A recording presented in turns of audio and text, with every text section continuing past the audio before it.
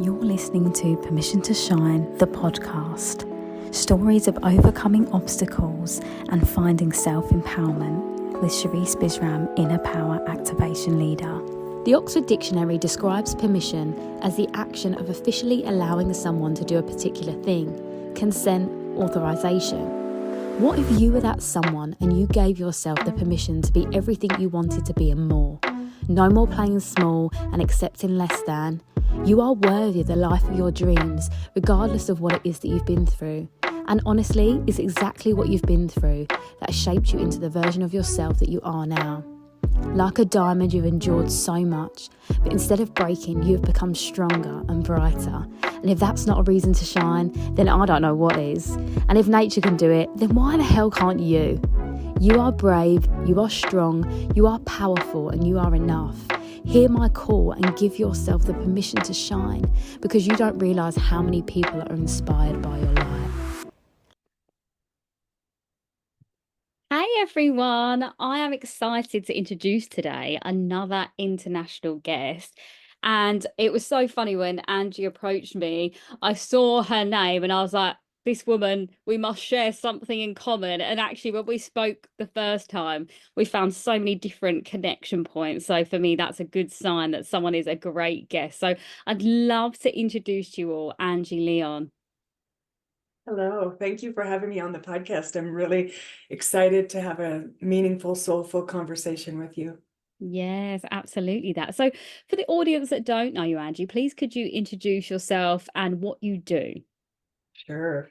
So as you said, I'm Angie Leon. I am a mother, and I am now recently, within the past 2 weeks, a grandmother. Congrats.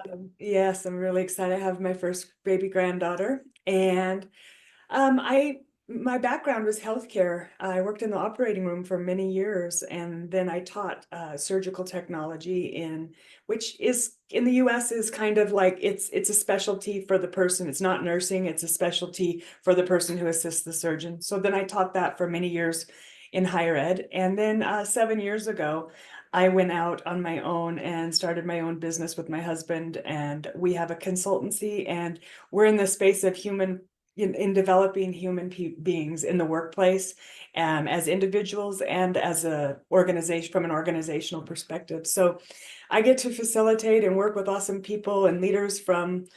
Now we have international clients, and I really like to work with the individuals and teams. My husband likes to take the approach from the organization and the culture in that organization. And so I get to work with amazing people that are focused on learning and development and growing their people, and they are people first cultures. So that's the space I'm in, and I love it. And it was scary leaving a safe job to go do that, but it's been the best decision I've made. And I really started I have a podcast too, and I started it actually to just give people some tips and wisdom from the leaders that I get to work with. And so this is my offering, and I'm just trying to find like-minded souls who are trying to make the world a better place, and they know that we can do things better and differently. Yeah, definitely. I so resonate with that myself. And actually, funny enough, that's how this podcast started for me. I was just told all of the time, you need a podcast, you need to create a podcast. I was like, okay, I'm going to do it after years of being told it. And yeah, it's just one of those things, isn't it? It's like almost like a brain dump of really valuable nuggets of information. And even sometimes I listen back myself and I'm like, that was a really good bit of advice. I'm going to take that for myself. But even more so, the thing that you said there at the end, it's for me, it's like if I could help one person, then I feel like I've fulfilled my soul purpose. And actually, I'm finding that it's more than one person, and that's incredible. So I love that for you as well. But I'd love to know kind of how you first kind of developed this passion for helping people and kind of diving into your journey a bit more as a woman, because I know that you obviously have a story still. So I'd love for you to kind of just have the floor to share that space with us. Thank you.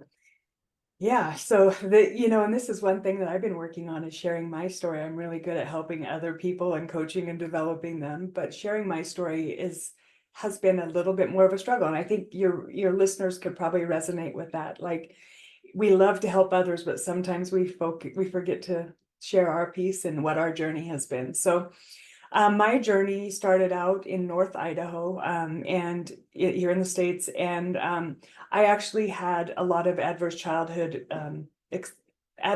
experiences. They're called ACEs. So I had a lot of abuse and lots of things. There's a quiz out there called ACEs, Adverse Childhood Experiences, and I had 8 out of 10 of those. And so I grew up in an environment where people were just, substance abusing, not very high of education, like really just surviving. They weren't in the thrive, they were on the kind of like the bottom of Maslow's hierarchy, just in that space of survival. And so I grew up poor, and I really wanted a different life for myself. And so at age 18, 19, I just drove away, and I drove to Southern Idaho after I'd finished my first year at community college. And I was a first generation college graduate, or go to college. I wasn't a graduate yet. But I ended up going to Boise, the capital of Idaho, to go to school at Boise State University. And I started to meet, and I got a job at a hospital, and they started to kind of be my new family.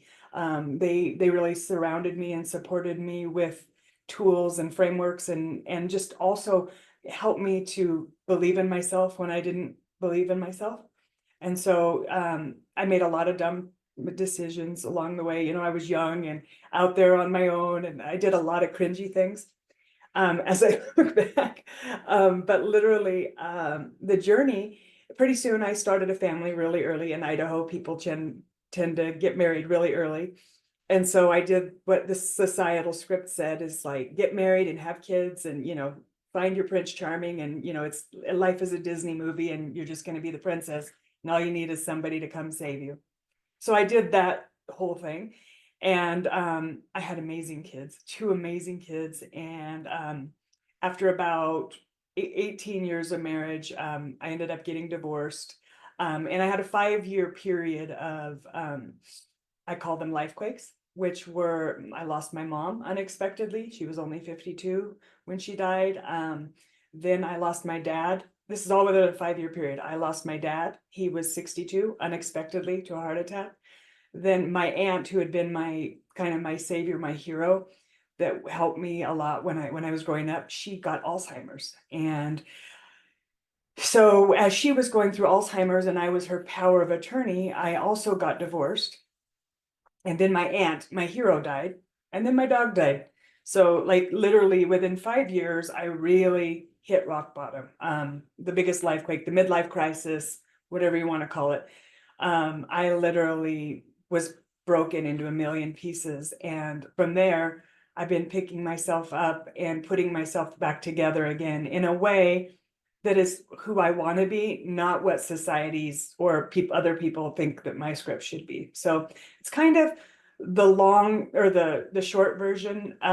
But so since I've been through so many of these transitions, and I've studied I've studied a lot of emotional intelligence, human behavior, and now I'm actually studying transitional intelligence, or TQ. And I have a community that I'm learning all of this through, which is called Modern Elder Academy, which is the world's first midlife wisdom school. And I have been learning a lot about myself and my journey. And I didn't have a language before I started to study the work. And now I have a language, a mindset, a tool set, a skill set that has helped me to navigate not only my own journey, but to help other people navigate theirs. And so that's what I get to do. And that not everybody's ready for it. Not everybody's a learning or growth mindset type person, but I'm finding my people. Yeah, definitely. And yeah, a lot of obviously your story I can relate to as well. Like the ACEs is something that I didn't know about until I was sort of embarking on my own healing journey. And that's how I found out about it. And I also got 8 out of 10. And that was when I was like, ah, that makes a lot of sense. I was like, now that makes sense in every part of my life. And I guess for you as well, when you got to that point where you're going through your divorce and things were starting to shift around you, I bet there was part of you then that thought, what have I repeated that I've seen? Mhm. What am I about to do differently now? Which you've kind of said in your own words, which I think that we all get to that point at some point in our lives. Now, I think a lot of people, like you said, are one, not willing to shift out of that, or two, they're scared, to even dive in. And then you get the third example, which is probably like both of us, where you haven't had a choice and you've just had to do it. So I feel like at some point in your life, you'll be faced with this crossroad, right? And it's like, do I keep repeating the same thing again and get the same results, or am I willing to take a different route? And or do I just pick up some form of equipment and just start digging my way and forging a new pathway? And I think yeah, it sounds like as you've been forging your new pathway, along the way, you've found these tools and practices, and like you said, people that have, joined you on that journey, which is such a beautiful thing. And I really relate to that in my own way as well. That saying your vibe attracts your tribe. It definitely is that, isn't it? And Yes. I really do feel like as well, I mean, you haven't mentioned this, but I would love to throw this in the ring, is the feminine energy aspect of this. Like, I feel like the healing process itself is in itself feminine, but I feel like we can make it masculine by trying to get to the end of it and figure it out and do all these modalities, but actually, like, embracing, I think, is like the real feminine way to navigate this. And I'd love to know your perspective on that as well. I love that. I see it, that feminine compassion and love towards yourself, to actually see yourself through a lens of compassion and love, and not be your biggest critic. And that's easy, that's easier said than done, because if you've heard a lot of people talking down to you, or saying you couldn't do this, or like my high school counselor told me I wasn't smart enough to go to college, so when there's people, so I taught college.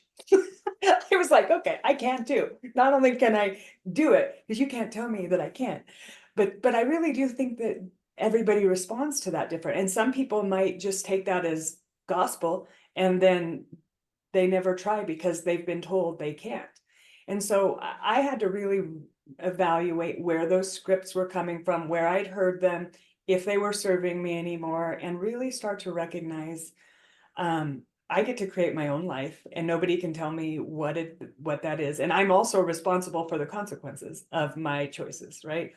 And so I would have to say, learning to look at myself through a lens of compassion and love it's really and get out of that victim mindset has been the real game changer for me. Because if I can look at my little girl self, and I do have pictures, like when I give a presentation, or sometimes I have a little picture of myself as a little girl there to remind me, and to bring her along, and to just show her, like, look how far you've come, and Mm, look at the life that you're creating. And you know the sky's the limit. It's, yeah, endless possibilities. And even though people may have told you can't do things, or you've believed that you can't, those were the things that were actually holding me back. And I had to recognize that just because you think something, just because you believe something, doesn't mean it's true. mm. Yeah, absolutely. I mean, I agree with everything you've just said then. And, in my own words, I feel like I've expressed exactly the same thing. It's so important. And I think, the inner child healing is such a fundamental thing that we just aren't taught. And this is why, at the minute I'm back into the schools delivering my program that's focused around this, to give the girls these tools, right, that we're talking about, so they can navigate their lives and just kind of reroute from now. Like, they're between the ages of 11 to 15. And I said to them, I started it yesterday, and I said to them, I'm giving you everything I needed at your age, so you don't have to search your whole life for it, and I feel like they have no idea about how valuable this is right now. But, Yeah. the thing you said about having that picture of you to remind you of how far you've come, I almost had a moment of that myself today, where I was thinking about, what's next for me, what I'm creating, and then we get caught up in, like, how far we're going, and I had to stop for a minute and sit with it and be like, wow, like, you've already achieved more than what was expected of you. Like, you can just trust that it will fall into place, because you don't need to prove anything to anyone, because you're already there. And I think that we always need that reminder, especially when we come from adverse situations. I think that, that's also where the masculine comes in, isn't it? It's like, I can do this. I'll show you. And to a certain Proving, extent, you proving. need that, yeah, to get Yeah. you out of the survival to survive. Yeah. But then when you get to a place where you're safe, it's almost like being like, no, this is where it's okay. This is where we can figure it out and just soften into it, which is just yeah, a really, really beautiful thing for sure. But I guess for me, really, I mean, obviously the podcast is called Permission to Shine. So I'd love to know really in your story where you feel like that main point was for you in your journey. Yeah, I want to say it really, the permission to shine thing has really come on probably in the last 3 or 4 years. I really have made myself small for other people's comfort and worn a lampshade just to make sure that I'm not too bright, because I do know that I'm highly passionate. I am opinionated, all the things, like there's a lot of things that, but when I'm passionate about something, I can bring people, I can influence for good, for bad as well, but I can also influence for good. And I know that I have this influence gift. I know I have an intuitive gift, where I can feel people's emotions. And it really came um, from being in those kinds of situations where I need to be able to read the emotions in the room to keep myself safe. And Mm, so I know that I have these gifts, and I think I've told you at one point I went through Peter Crone's mastermind coaching. Did I tell you that? He's from the UK. He lives in the US in LA, but he's a coach. He's called the Mind Architect. At any rate, I really went through, when I was going through those coaching modules and the live coaching, I really realized how much I wear a lampshade to make other people comfortable. mm, And it's like, I don't want to shine too bright because people might, it's all the people pleasing things that we do. And I recognize that I am a recovering people pleaser. And I am really in this space of, I'm going to be me, and authenticity is one of my values. And so you really won't see me acting differently here than you will, if you catch me at work or in a workshop. I'm going to be my authentic self. So that's taken a long time too, because I used to be like a chameleon and try to fit every little environment that I would get in, and just try to look around to see how I should act in this environment. But that was because I was insecure and self-conscious and needed to prove myself and feel worthy to fit in. And the more I've stepped away from that and have just grown to be like, no, this is me. And I am working to improve versus prove. I'm always working to improve myself versus prove myself. And so that is where I feel like I've come into my power, being more authentic and being okay with people not liking me. It's okay. I'm mm, not for everybody, but I am for someone, and someone needs to hear my story, my journey, because everybody can attract people some people will be like, and if my husband and I do a keynote, it's so funny. Some people will beeline straight to him, or some people will beeline straight to me, because we are so different, and some people will really be attracted to his vibe and what he's talking about, or some people will be with me, and it's perfectly okay. I'm happy to even help people find the right person, or a right coach, or those kinds of things, because the match needs to be really good when you're working with the person, and you need to really feel like a bond and a trust and a synergy, and that, like, I feel safe with this person and they get me. mm.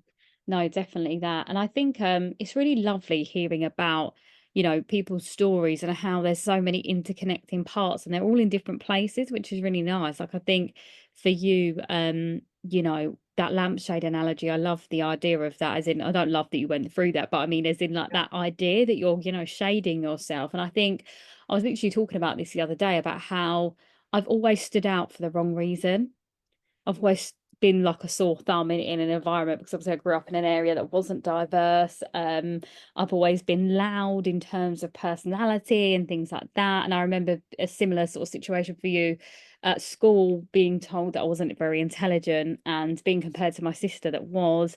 And yeah, I just yeah, again developed that proving thing, but even down to I couldn't make myself be unseen. So I had to make a decision then to be like, okay, people are going to notice you anyway. So why not make a meal out of this, you know?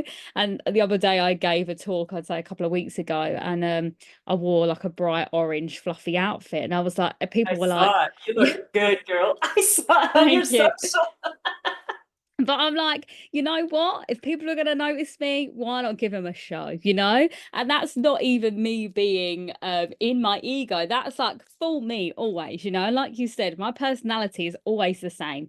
You're always going to get this version of me. So it doesn't matter if I'm in no makeup and gym gear, or if I'm in a full feathered outfit, I will still be this version of me. And I think that is the epitome of self-empowerment, right? It's when you can just Mhm. hold that ground and be like, this is who I am. I could be talking to the king, I could be talking to someone that picks up leaves. It doesn't matter, because I'll always be this me. And I think that that's Yeah. so, yeah, really, really powerful. And also, you haven't mentioned, but you are writing at the moment as well, aren't you?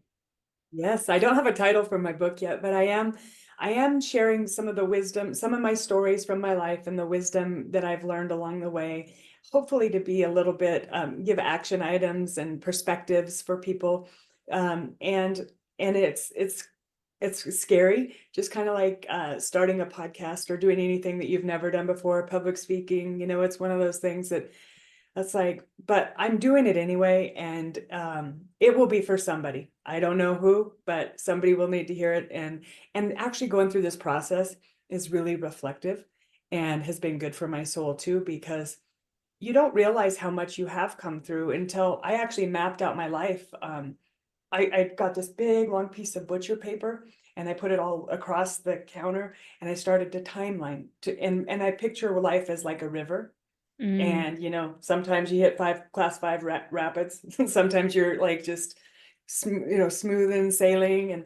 And actually we did have, my husband and I actually did have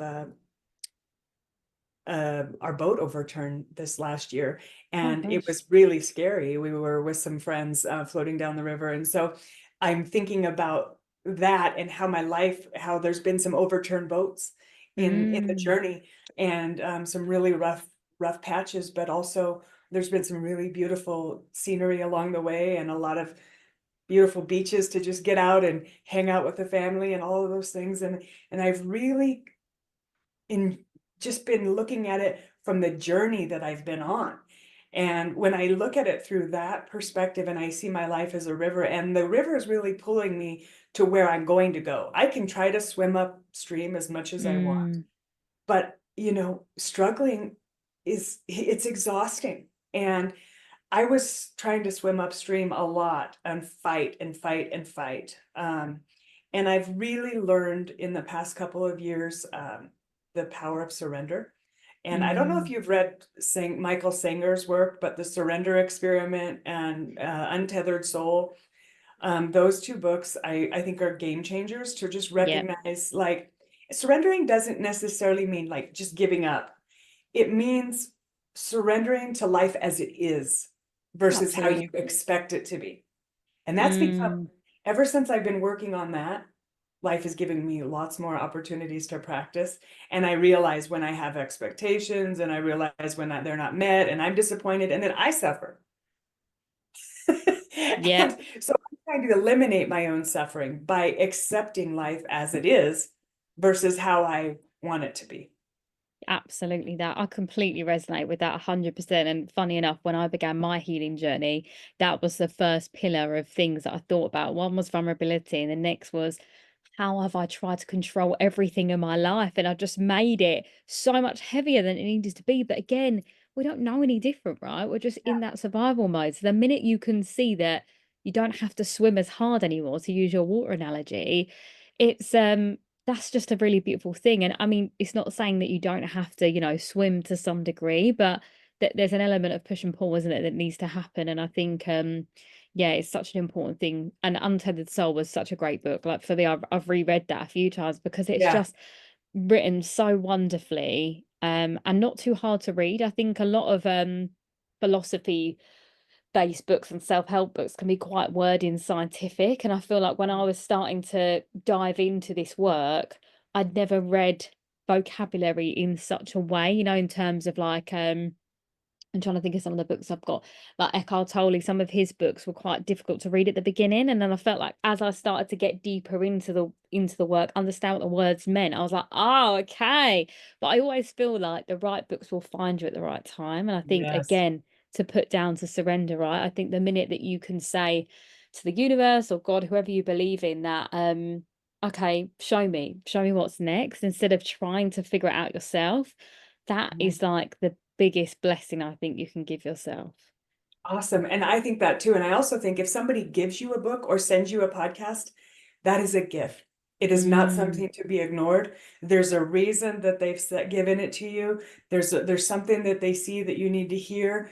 And I know, I mean, I'm notorious for sending books and podcasts, my friends and my kids, that, I mean, I'm to the point where I'm annoying, but I don't care. One day when I'm gone, or when they finally read that book, or when they finally get that message or that nugget that I know that they need to hear, they're going to know who sent that to them, and they will, when they're ready, it will change their life. mm. No, I agree. I'm the same actually. I do. I mean, I'd say I don't send the books, but I recommend them. And now I've noticed that people ask me for them, so I'll just share what I'm reading or listening to, and then people will say, "Oh, what is that?" And then I kind of give recommendations that way, which is another nice thing to do. But I feel like I'm of that age group where not everyone wants to read, you know, like it's that push and pull. So I did at the beginning of my healing journey, I was like, you need to read this, everyone needs to read this. And then after a while, I was like, right, I'm not going to share this with you anymore. I'm just going to tell you how this has changed my life. And if you want to read it too, there you go. But I Yeah. think with your own book, you definitely need to send that out and be like, look, this is what's happened. But it's really nice to hear your process. And I love the idea of the timeline as well, because I think I'm in the process of, like, I started to write my book last year and I haven't really touched it again this year, but I feel like it's like a winter time thing for me. So I feel like this winter I'm going to dive in again from a different perspective.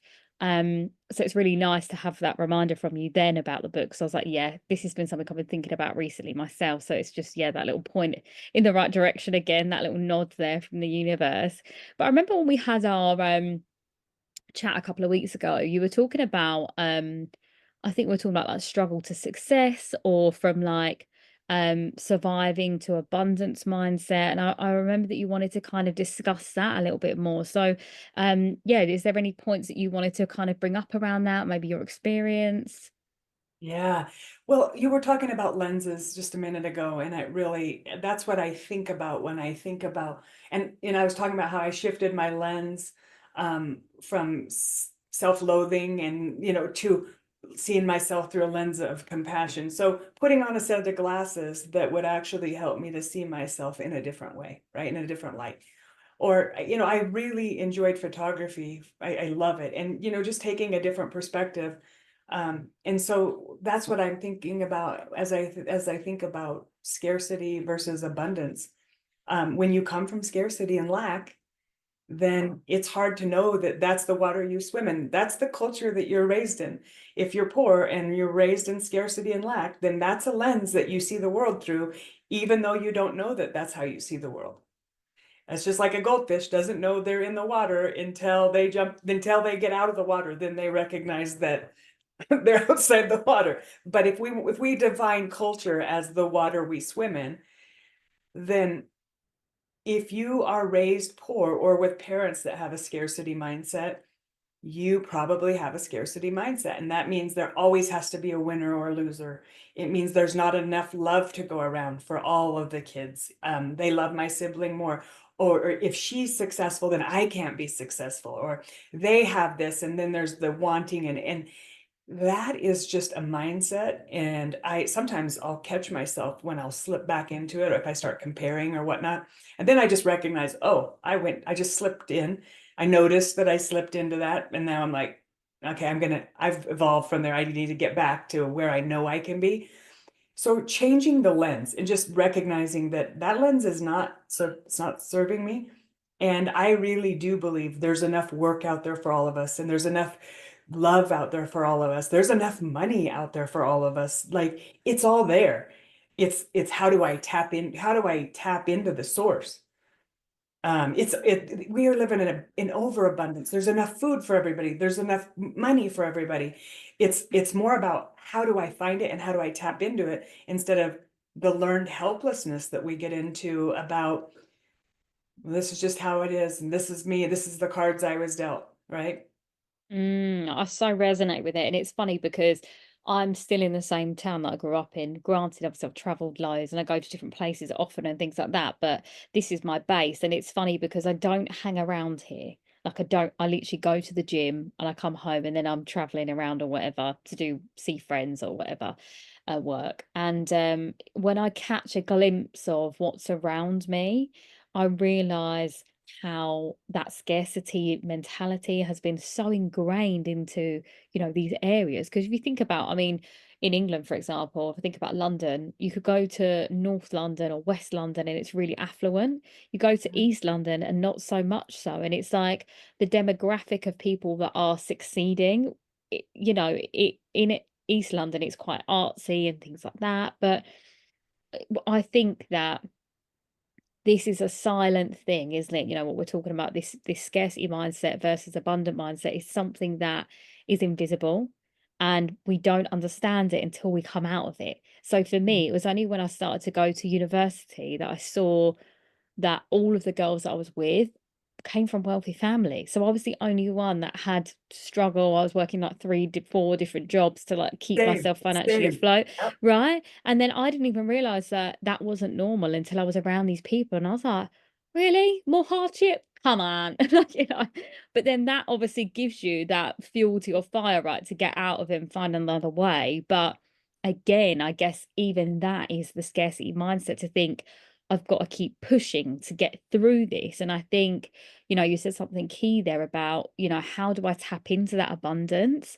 And I think it's reminding yourself, isn't it, of what abundance looks like to you? Because I think to Mhm. each of us, abundance is different, and I know that I've got some friends that are living their abundant life right now with their partner and their children in their home that they bought, and that for them is abundance. They've created that home, they might have done all the renovations they wanted to, and they are now living in their abundance and they're so fulfilled. And then I've got Mhm. some friends that have spent their whole life building a business and it's now turning over the money that they've dreamt of, and they're living abundantly.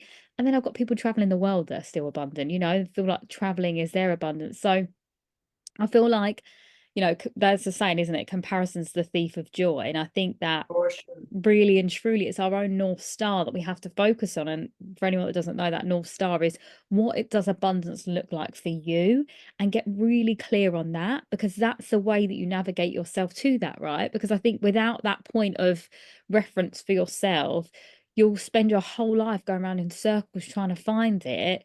realizing that you might have had it all along. Absolutely. I love that. Getting very clear on your North Star or your values and what you value, and know what you stand for. Mm, Because if you don't know what you stand for, you fall for anything, right? And absolutely. and that is something that I'm noticing working with thousands of people these past few years across all industries, is that many of them don't even haven't slowed down enough. They've been in the rat race, and they're Mm, just on the hamster wheel, that hedonic treadmill, and they're literally not slowing down. Like we were just talking about slowing down to speed up, like getting reflective, figuring out what you've been doing that's working well, what's not working well, and what you want to start, stop, and continue, and just taking time, being intentional about taking time to reflect and taking time to get out of your habitat, to change your habits. Just like you said, you travel a lot, so you get out of your little ruts, because when you travel, you can't have the same routine. You got to, and you have to look different ways. If the people are, we almost got run over in Thailand this year because we looked the wrong way when we went across the street. and then a motorcycle's coming this way, and we're like, oh yeah, traffic's on this side of the road, and we were looking, you're used to looking this way, and so all of a sudden your normal habits you recognize aren't working for you in this environment. So you eat different foods, you get a different mindset when you're traveling. That oh man, I love the travel mindset, because you're open and you're willing, and you want to learn more, and you want to taste it, and you want to smell it, and you want to feel it. And I can't I can't say enough how much travel or retreats and things like that can actually be something that will help get people out of their rut. And when they're feeling stuck, sometimes you need to change your habitat, or your environment, to change your habits. Yeah, definitely. I completely agree with that. And you said something so valuable there about intention. Like that's the key word, isn't it? What is your intention? And that's something I ask my clients. It's something I ask people if they attend like a free webinar that I do. What's your intention for this right now? Because I want you to get clear on what it is you want to gain from this hour, because it might be that you just want to connect with other women. It might be that you don't know what your intention is. You won't get something out of it, right? So it's like dig deeper for that.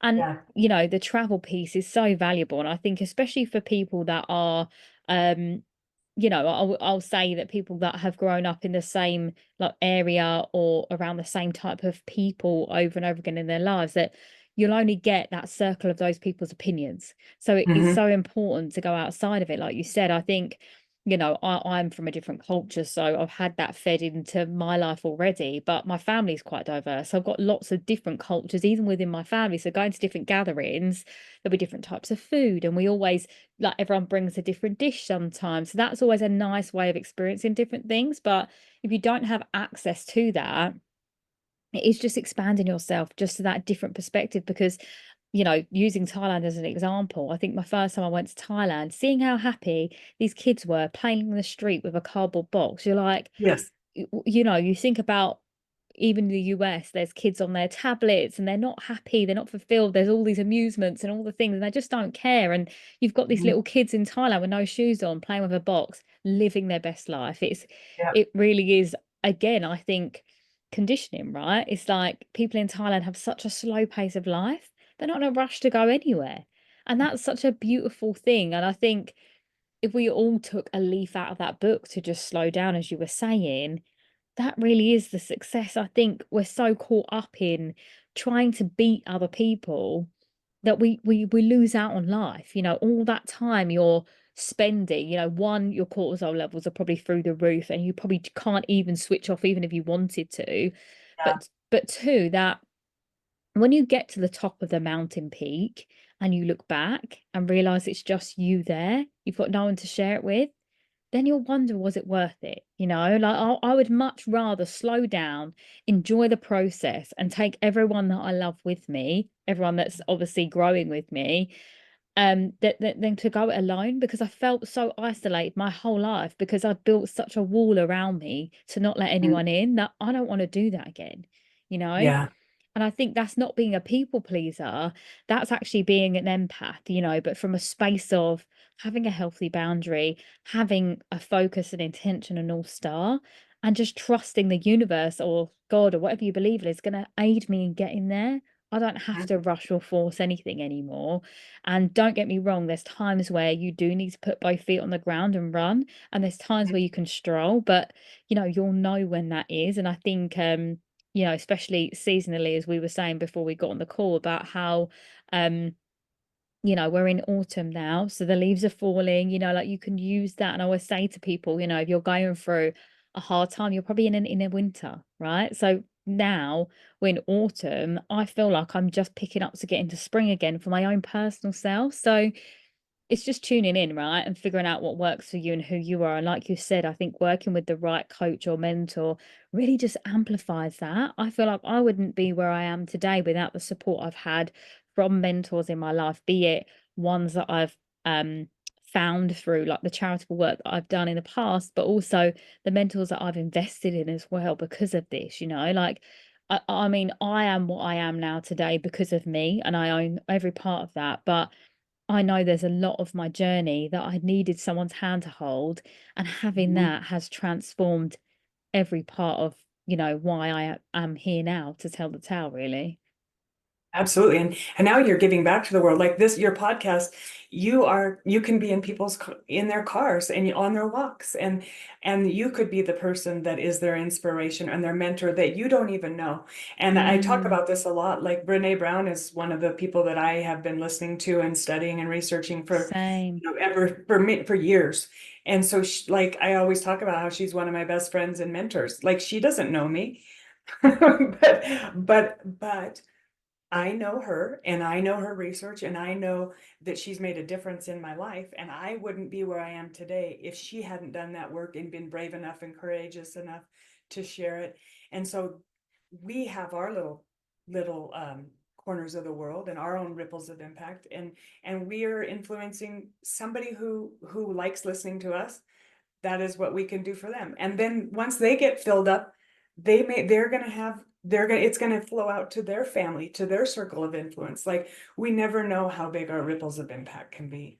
Absolutely that. And that's something I always share about how, you know, like that one drop in the ocean continues this ripple effect. And I was literally speaking to one of my clients about this, and like her whole life has changed. Like her relationships evolved, and like even her partner now is opening up about his feelings, and they're both ex-military and they're now talking about their feelings. So she was like, oh, we would never have had these conversations if we hadn't done this work, right? And I've only worked with her, by the way. This is just a byproduct of, you know, you inspiring the people around you. So I completely resonate with that. It's such a powerful thing. And again, this is why for me now working with girls as well is so important, because they're going to change their generational lineage just through knowing this stuff. And I had to say it to them because it was the first session and they were just like, why am I here? This is weird. Why are you wearing an orange suit? You know, all of these things. I was like, look, orange is my favorite color, guys. All right, just saying. But more so, I was like, you don't realize how much this is going to change your life from now. Like, you are in my energy. We're about to rocket launch you 1,000 miles ahead of wherever you were going to go before. You've just rerouted. And I'm really excited to see where your life ends up as a result of knowing this stuff. And yeah, for me, that's like my ripples are now, you know, having their own like little mini ripples that are coming off. And it's so wonderful to see that. And I think to go back to the point you said earlier about your younger self, I think that that for me was like a little moment today where I was like, oh my gosh, like I am being everything that I needed. And I think that's such a fulfilling space, isn't it? For me, that's the reward, that's the success. Everything else is just a byproduct of it. But really and truly, that part, that's it, isn't it? I just got the goosebumps, which is a sign of awe. And so I really resonated with that, where you say, be the person that you need, your younger self needed. Like be that to you and also be that to other people. Like Mm. um, all of our parents were doing the best they could and what they knew how. Yeah, If they knew better, they'd do better. absolutely. And honestly, think about this. This makes the behavior makes sense from the actor's perspective. So much. What they're doing makes sense to them Yeah. because that's how they've been raised, and it's the environment that they grew up in. It's the language they learn. And so we have to recognize that while things may have happened to us, they it's what you think about what happened to you. That's where the game changer is. And one of Peter Mm. Crone's quotes that actually turned me around was, what happened happened, and it couldn't have happened any other way because it didn't. Yeah. Word. And Word. Mic my drop. Yeah, that's a Peter Cronism. And literally, some people can hear that and be like, well, I don't like that, because they're not ready. But I was Absolutely. ready, and I absorbed that, and I absorbed it. And I'm like, yeah, what happened happened, and it couldn't have happened any other way because it didn't. And maybe my soul's journey needed that to happen. And maybe I actually picked that mother. And maybe my soul's I journey agree. has so much more, and I had to go through that to be who I am today. And if I had had an easy street, I'd probably be a self-righteous, um entitled bitch, you know? Yeah. No, but I absolutely agree with you because I say the same thing. Like, I could Yeah. never teach this work without having gone through this journey. And when Yeah. I was going through it, I promise you now, I knew there was a reason for it. I knew when I was younger and things were hard and it felt heavy and I didn't understand why it was so difficult. I had this little voice telling me it will make sense. And I feel like this is the point now in my life where I'm like, every part of this makes sense because again, I couldn't hold this space. I couldn't create safety for people if I didn't know what it felt like to feel unsafe my whole life. So it's Mm. so powerful, isn't it? That and even more so, like to just reiterate that quote, it's like, you know, if nothing changes, nothing changes. But if you know better, you should be doing better.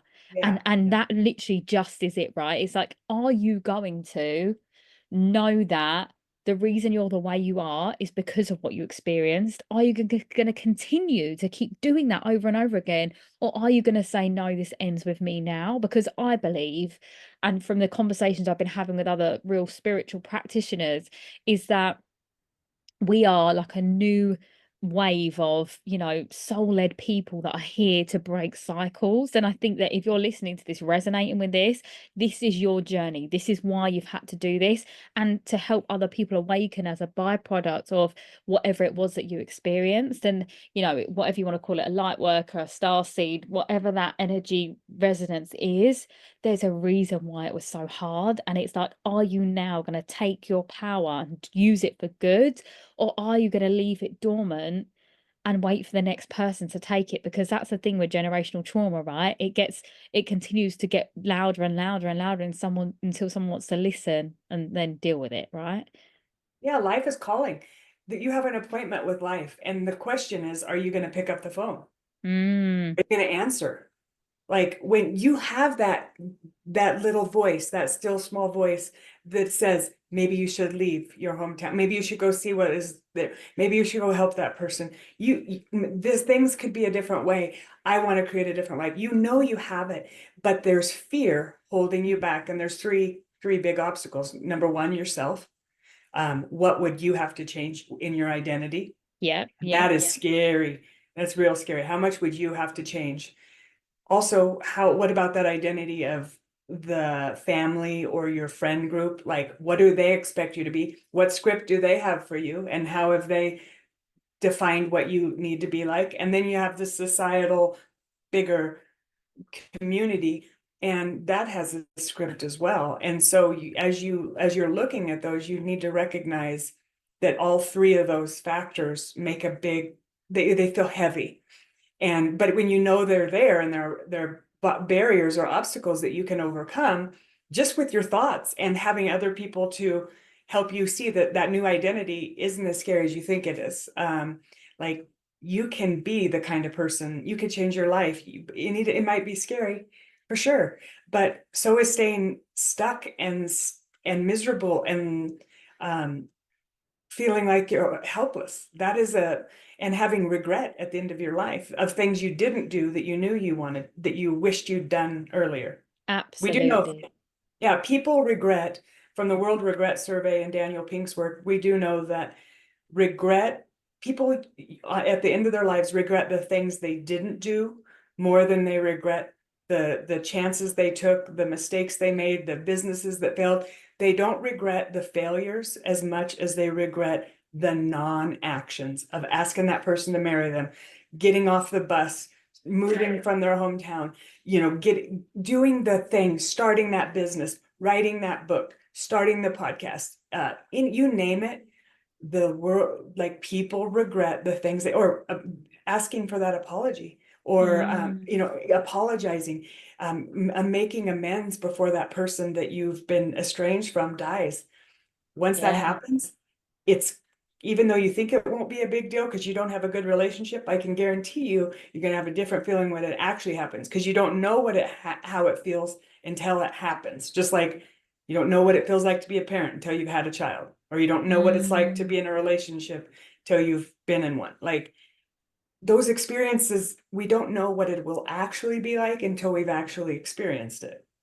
Yeah, absolutely that. And you know, for me, because obviously I lost so many relatives at such a young age, that was always my driving force, is that I don't want to live knowing that I didn't try. I want to go 100% doing whatever it is I feel like I need to do, just to say that I tried. If I failed, I failed, you know. And I think that I was thinking this today, that I haven't failed at all. I haven't failed once in my life, because I've learned every single time something didn't go the way that I thought it would. I've learned a really valuable lesson. So I haven't failed at all. And actually, I think failure needs to come out of our vocabulary as humans, because I think it's a lesson, right? You either move forward to the next step, or you repeat the other one again until you learn the process. But yeah, I really do. That's something I repeat over and over again, that life is so short and unpredictable, that isn't it better to just go for it? Like, I've had relatives and family and friends die really young, not even having their life ahead of them. And I'm like, if it all ended tomorrow, at least I'd be able to look back and say, well done, girl, you did it. You know, you did whatever it was, even if it's a big dream or a small dream, just that one step, that one foot in front of the other to the next thing. That's really what it's all about. And like you said, we build up fear as this big monster that's luring over our back. But what if Mm. that's just the shadow of a tiny little thing, you know? Mm. And if we looked at our shadow and actually turned round and said, hey, what you're afraid of? It would just say, you know, like, I'm just a bit scared that it might not work out. And you're like, thank you for telling me that. Or they might even say to you, are you sure you want to do that yet? Maybe we could try that instead. You know, like, it's not eradicating fear. For me, I call it befriending your shadow. So then you can actually have that conversation with yourself and say, what am I afraid of right now? What is it that feels scary? And I promise you, whoever's listening, that, you know, even something as little as turning vegetarian, my family love meat. Okay, everyone loves meat in my family. My family are from Guyana, they eat a lot of meat, right? So if I visit my Caribbean family, I was concerned that there would be nothing for me to eat. I don't know where I got that from. I get, maybe it's the, like, the poor mentality in my mind, that I thought that was the only food we had. Now when I turn up to things, they'll make something for me, or worst case scenario, I'll bring something myself, you know. And that's a very basic example of, like, I was refusing to go vegetarian for such a long time because I was worried that there'd be no food for me to eat. Like, you know, your values need to outweigh the reason why you're scared, right? And I think that, you know, that's such a micro example, but that might be what it is, right? For a listener, it's like, I actually really don't want to eat animals anymore, but I don't know how to say that to people. Just say it, you know. I think that I've lost a lot of people to death, but I've also lost a lot of people in my life to stop playing to the role that they wanted me to play and to start being myself. But I promise you, everyone that's gone was supposed to. And I Mhm. know that feels scary, but you meet new people along the way, and the ones that you do meet will meet you where you're at, instead of remembering the older version of you. And I think that's the key part, isn't it? Yeah. Oh, that's so good. It really is. I love that you said, you know, you learn from everything. I don't know who said this quote, but I really love it. I either win or what do we usually say? Learn. Yeah. Look, oh, you're, Yours yeah, should yeah, say lose. You either yeah, win or yeah, you, but what about I either win or I learn? And yeah. you know, so either way, you're winning. You're learning or you're winning. Mm, If you see it like that, and if in that's what I think perfectionism is a really awful thing to struggle with, because you think that you have to have everything perfect and you can't start until it's perfect, and that is a trap in itself. Just you gotta start and then figure it out a lot as you go. And motivation comes after you've started, and after you start to actually have a little bit of stuff going. It's not gonna just You're not just gonna wake up one day and go, I feel like writing a book today. You just got to start and then have the motivation start to come.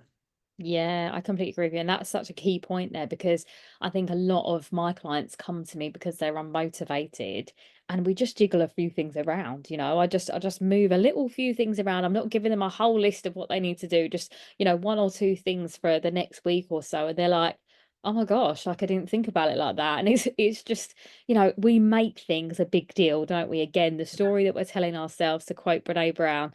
And Mm. it's just funny, isn't it? When someone gives you a different perspective, you're like, oh, yeah, that was actually a really big deal that didn't need to be, which I think is just, yeah, just a wonderful thing of the mind. And that's, again, I guess, going back to that scarcity or abundant mindset, right? Is when you're programmed to always see it a certain way, it does take time and dedication to change the way your narrative looks. But Mm. the more you start to feed that abundant mindset, the more you'll see it. And I think, what something that I work through myself all the time is from coming from that mindset and living that way for like 28 years of my life, that if I'm in a dark place for even a split second, my mind will want to run back to that scarcity mindset because that's all it knows. And I'm like, whoa, whoa, whoa, whoa, whoa. Like, hold on a minute. Let's just sit down. We don't have to go anywhere. Let's just hold the space for a moment. And then after I shake it off and I'm like, yeah, you're right. Let's move forward. Because, those 28 years have outweighed the like 5 years that I've been outside of it. So it's being kind to yourself in this journey, isn't it? And just like we said, surrendering to the journey really of it all. I had one of those moments a while back. I was laying on our patio and it was a beautiful sunny day, and I had a blanket and I was in and I was just and there was the birds were chirping and all of this, and I was literally like, all of a sudden the thoughts came in. What if you lose it all? Just the thoughts. And I came into my husband, I'm like, I just had the worst thoughts. And I said, I literally said, F you thoughts, F you. But I said the real word. I was like, Yeah. and I'm literally like, because I'm noticing that I'm having joy and I'm here in this moment, but the thoughts come in and then it's like, what if, what if, what if? And then so I'm just like, F you, get out of here. Like, I don't need that right now. Like, if that happens, I'll deal with it then. But right now, I'm snuggled up here in this blanket and I'm going to just love on, be happy and be at peace. But if we can recognize that everybody has those, that you're not alone, that those thoughts Mm. come in, and especially if you grew up in that scarcity and fearful environment, they come around, they come running in, and sometimes they're sneaky.